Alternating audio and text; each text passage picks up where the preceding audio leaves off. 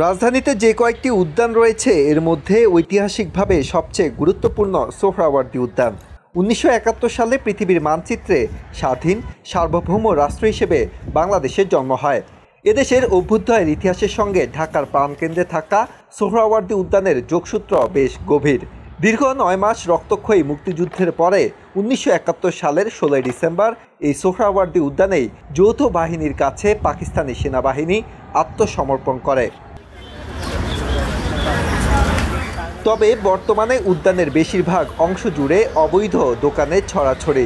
Double million offer Walton fridge কিনে পেতে পারেন ২০ লক্ষ টাকা, রয়েছে কোটি কোটি টাকার নিশ্চিত উপহার। উদ্যানে ঢুকতেই গেটের দুই পাশে রয়েছে চা সিগারেটের দোকান।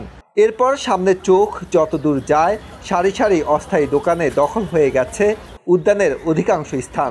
স্বাধীনতা স্তম্ভ ও স্বাধীনতা জাদুঘর পর্যন্ত বিস্তৃত এসব দোকান।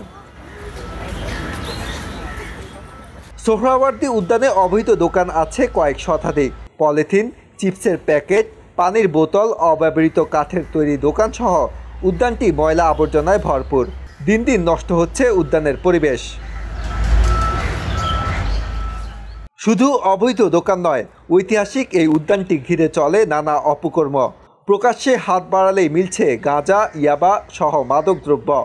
দিনভর চলে মাদক সেবীদের আড্ডা। এতে উদ্যানে ঘুরতে আসা স্কুল, কলেজ, বিশ্ববিদ্যালয়ের শিক্ষার্থীদের মধ্যে বাড়ছে মাদক সেবনের প্রবণতা। দোকানগুলো দেখবেন, আপনি ঢুকলে মনে হবে না যে এটা আপনি কোনো পার্কে ঢুকছেন অথবা কোথাও কোনো পর্যটন কেন্দ্রে ঢুকছেন।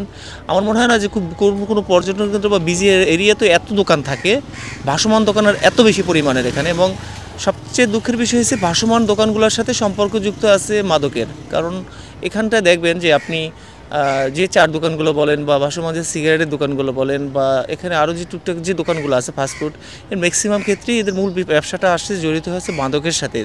ঘুরে ফিরে এক জায়গায় আসতেছে। তো এখন আসতে অনরিপথ মনে করে এই কারণে দেখবেন, এই যে আপনি এখন ক্যামেরা করতেছেন পিছনের সামনে সব জায়গায় দেখবেন যে এখানে এরা দেদা আসছে, মাদক সেবন করতেছে।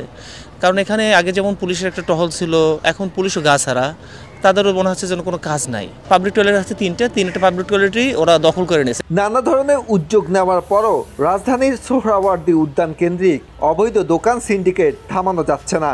দিন দিন দোকানের সংখ্যা বাড়ছেই, এর সঙ্গে বাড়ছে চাঁদাবাজিও। নানাভাবে সিন্ডিকেটের মাধ্যমে মাসে লাখ লাখ টাকা তোলার অভিযোগ উঠেছে রাজনৈতিকভাবে প্রভাবশালী ও তাদের স্বজনদের বিরুদ্ধে। দোকান অবৈধ হওয়ায় এ নিয়ে মুখ খুলতে রাজি নন ব্যবসায়ীরাও। এর আড়ালে মাদক কারবারিরও অভিযোগ রয়েছে বিস্তর। আজহারুল ইসলাম, বাংলাদেশ প্রতিদিন।